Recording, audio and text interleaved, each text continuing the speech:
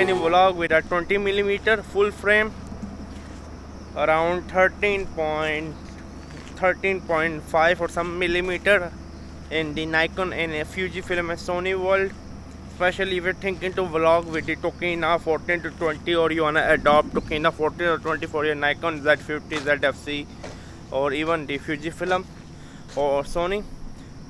And it's around 12.5 millimeter in the Canon world. If you wanna use the manual 12mm Rokinon Samyang for your Canon M6 Mark II, or 10mm for the Micro Four Third. Why 20mm make a lot of sense? Because there's a lot of good 20mm lens. Tamron 20mm F2.8, Sony 20mm F1.8, and my favorite from L mount 20mm to 60mm Panasonic 20 to 60mm. I really like that lens. So this is the field of view you are going to get at a 20mm, or if you are wanna get for the APS-C Micro Four Third, it will be around 13 to 40mm for the APS-C, and it will be around 10mm. Not it will be exact 10mm, because full frame divided by 2 equal Micro Four Third. And I'm using the EM Mark V. I'm at the viewer profile. I put the sharpness -2, saturation and contrast +2. That's why my face is quite orange, isn't it? And I'm using the Audio Technica. It's a very small tiltable microphone. It's called AT9912. So this is a field of view you are going to get. As you can see, I do not like rain because it causes a lot of it's caused a lot of mess. So the mud, I really do not like mud, because whenever I walk my feet become quite dirty. So this is the field of view you are going to get.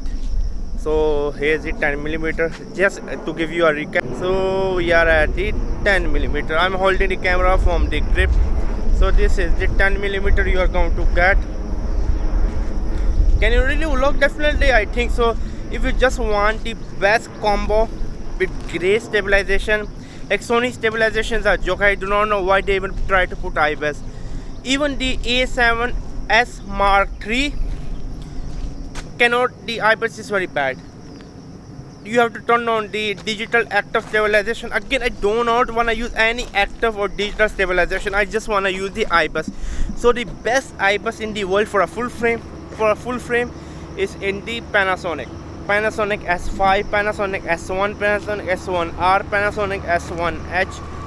They have the best stabilization for a full frame.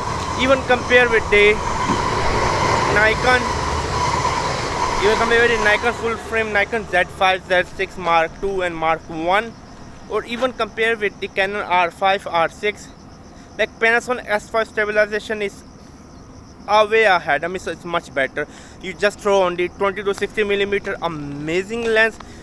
I mean, a lot of people want to ask me, should they get the Panasonic 10 to 25mm for the Micro Four Third? I say no.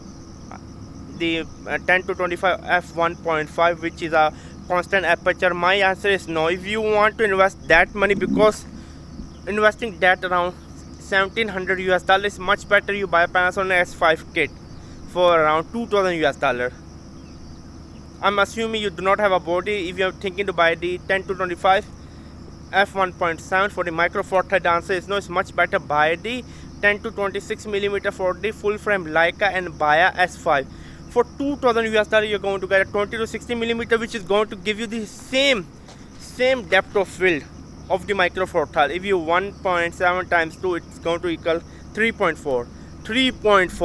So if you are taking to get the aperture, but when you times 2 into full frame, it becomes 3.4.